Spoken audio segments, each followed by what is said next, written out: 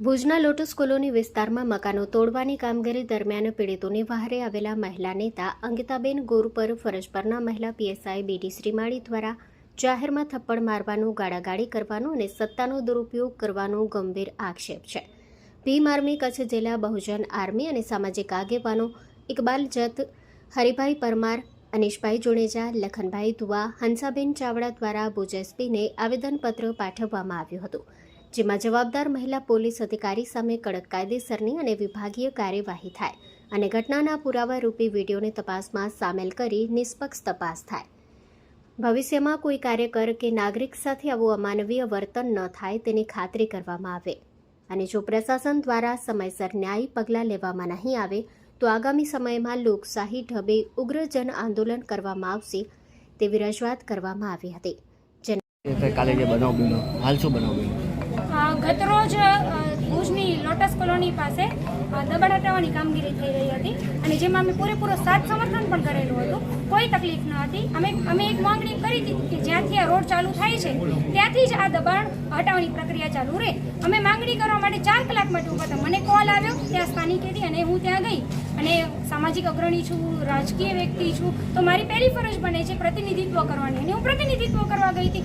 લોકોની અવાજ બુલંદ કરવા ગઈ હતી કચ્છ કે ભાઈ અમારી ખાલી એટલી જ માંગણી છે કે આગળ જે સરકારી દિવાલ છે આઈજી સાહેબ નગર પાસેથી ત્યાંથી ચાલુ કરો. બીજું કંઈ જ એવું ન હતું કે અમે કોઈ દબાણને સમર્થન કરવા ગયા હતા. દબાણ તો ઓલરેડી લોકો પણ તૈયાર હતા હટાવવા માટે, પરંતુ ત્યારે જે ત્યાંના પોલીસ કર્મીઓ છે એમણે સામેથી ઘર્ષણ ઊભું કર્યું. સામેથી ઘર્ષણ ઊભું કરી અને એમણે એક મહિલા પીએસઆઈ બેનનું નામ છે બીડી શ્રીમાળી, એ બેને મને સ્પેશિયલી પોલીસ વેન પાસે ખેંચી જઈ અને મને ગાળ બોલી, જે અસંવૈધાનિક ભાષાનો જેને કંઈ પ્રયોગ કર્યો અને ખૂબ છેલ્લી કક્ષાની એમણે મને ગાળ બોલી. અને જ્યારે મેં એમને કહ્યું કે તમે ગાળ ન બોલો તમે, તો મને એમણે થપ્પડ મારી, ઉપરી 2 થપ્પડ મારી છે.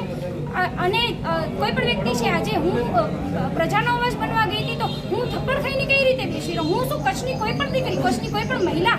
આ થપ્પડ મારા મોઢા ઉપર નથી, કચ્છની એ દરેક મહિલાના મોઢા ઉપર કે છે કે જે ઘરથી બહાર નીકળીએ અને પ્રજાનો અવાજ બની રહી છે. અત્યારે અમે આવેદન આપવા આવ્યા છીએ. મારી સાથે કચ્છની એ દરેક જાગૃત મહિલા ઊભી છે. મારી સાથે કચ્છના એ દરેક સામાજિક અગ્રણી કહીએ, રાજકીય અલગ અલગ રાજકીય પક્ષોના અગ્રણી કહીએ, એ બધા ઊભા છે. એક અવાજ, એક બુલંદ અવાજ બનીને ઊભા છે કે આ તો નહીં ચલાવી લઈએ. કેમ કે આ તો કેવું થઈ ગયું કે પોલીસની આ જેને કંઈ ખાખી પહેરી અને એમણે ગુંડાગર્દી, આ ગુંડાગર્દી તો કોઈ કચ્છની દીકરી, કચ્છની મહિલા નહીં ચલાવીને. જ્યારે એ બેને મારા ફેસ પર લાફો ઝીક્યો, એ જે વિડીયો છે એ પણ મીડિયામાં ઘણી બધી જગ્યાએ આવેલું છે. અને એ લાફો ઝીક્યા પછી પણ એ બેનને કોઈ શરમ કે ડર નથી. એટલો ડર કેમ નથી? જો તમે ખાખી પહેરીને જો તમે કાનૂનનો મિસયુઝ કરશો તો પછી સામાન્ય પ્રજા ક્યાં જશે? તો આ બુટલેગરો છે, આ જે માફિયાઓ છે, જે ગુંડા તત્વો છે, એ બધાને તો ઓર વધારે શ્રેય મળી જશે. એ તો એમ વિચારશે કે ભાઈ પોલીસ તો આ જે આંદોલનકારી લોકો છે, જે સામાજિક કે રાજકીય લોકો છે, એ બધા સાથે આવું વર્તન કરે છે. એનું મતલબ એમ છે કે એમને બધાને છૂટો મેદાન મળી ગયો છે અને અમારા જેવા અવાજ બુલંદ કરનારા લોકો સાથે પોલીસ અમાનવીય વર્તન કરી રહી છે, જે મને ખૂબ આઘાતજનક લાગ્યું છે.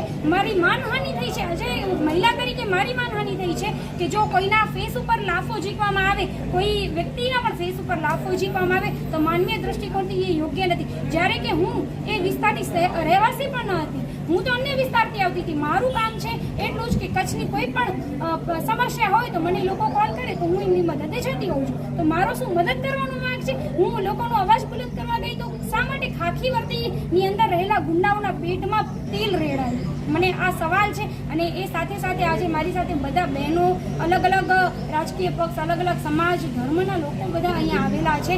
અલગ અલગ લોકોએ મને સમર્થન આપેલું છે. એ બધાની એક જ માંગણી છે કે બીડી શ્રીમાળી બેનને અહીંયાથી સસ્પેન્ડ કરવામાં આવે. કેમ કે જો સસ્પેન્ડ નહીં કરવામાં આવે તો અમે ગાંધી ચિંધ્યા માર્ગે આગળ વધીશું. કેમ કે આ થપ્પડ, આ જે લાફો છે એ મારા ઉપર નથી.